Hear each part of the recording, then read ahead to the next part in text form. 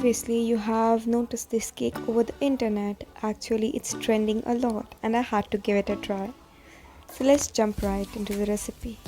This is my all-purpose flour. The recipe needed the cake flour, so I had to substitute it by adding few tablespoons of corn flour, followed by my baking soda, baking powder and salt. Just sift it all well. In a bowl, take your room temperature softened butter and powdered sugar. Just mix it all well. Now, using your electrical hand blender, just blend it until it's fluffy.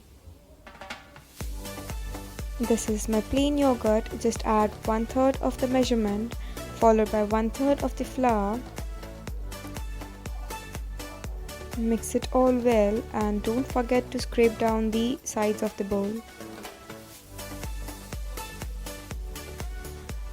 Actually, I forgot to add my vanilla extract while blending my sugar and butter. You'll have to repeat the process for around 3 times.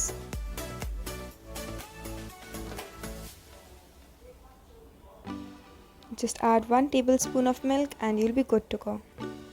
Just butter your mold and cover it up with the flour so that it will help you to demold your cake very easily. Just get rid of all the excess flour. Throw in your cake batter and flatten the tops and place it over the oven for around 40 to 45 minutes at 170 degrees. For the sauce, take your dark chocolate in a bowl, add your condensed milk and butter. Just throw it in the microwave for around 1.5 minutes and you'll be good to go. Demold your cake once it's cooled and top it with the chocolate.